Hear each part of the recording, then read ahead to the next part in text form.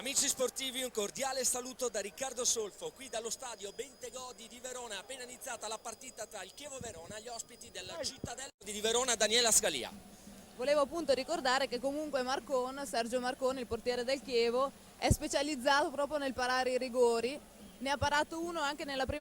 Calcio di punizione, batte subito la formazione del Chievo, colpo di testa da allontanare da parte di Marco Scarpa, poi Sturba. Di saper mantenere bene il campo con una vivacità sia offensiva e anche nell'impostazione della difesa, nonostante Heriberto si stia dimostrando su tutto il fronte d'attacco molto pericoloso.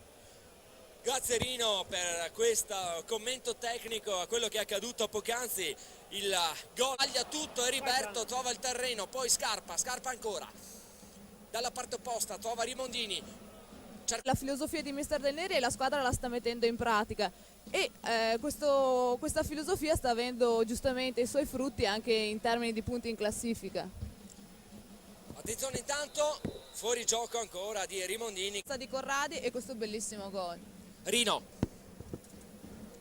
Sì, il Cittadella che adesso vediamo in vantaggio, eccolo! Attenzione Ghiardello, Non può sbagliare, eccolo là, gol. Finalmente almeno il 2-1 che il Cittadella ampiamente... E sentito comunque, rivediamo ancora alla rallenti, Ghiardello fa un buon lavoro, poi forse anticipato all'ultimo momento da Guerra, il pallone che sta andando in porta, però con la Ternana o Del Neri gioca sempre allo stesso modo. Attenzione intanto però dalla parte opposta, Rimondini mette in mezzo, buono, Scarpa, le finte, Scarpa gol, incredibile, pareggio, 11°, numero veramente alla brasiliana di Marco Scarpa, incredibile il gol, Marco Scarpa, gol primo in Serie B.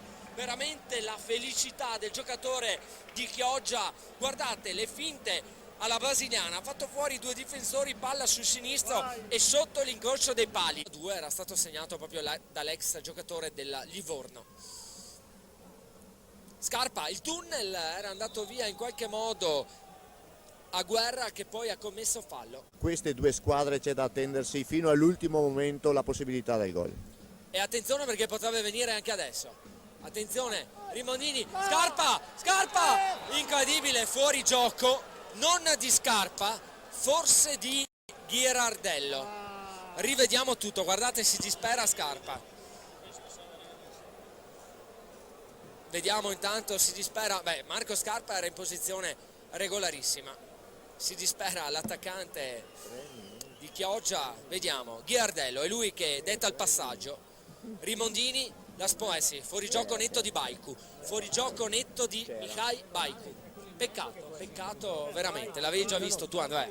No, secondo me non era gol regolare per il semplice fatto che era ininfluente la posizione di Baiku, perché Marco Scarpa è andato al tiro direttamente e non era nella traiettoria del portiere. 1000 spettatori, non male. Però sempre cifre ridicole, se dopo si guarda anche campi di interregionale dove fanno 5-6 mila spettatori, oppure campi di... Queste cose all'interno dello spogliatoio è un modo anche per sdrammatizzare il calcio, che rimane, ricordiamo, un gioco. Devo dire che Giulio Giacomini è riuscito a fare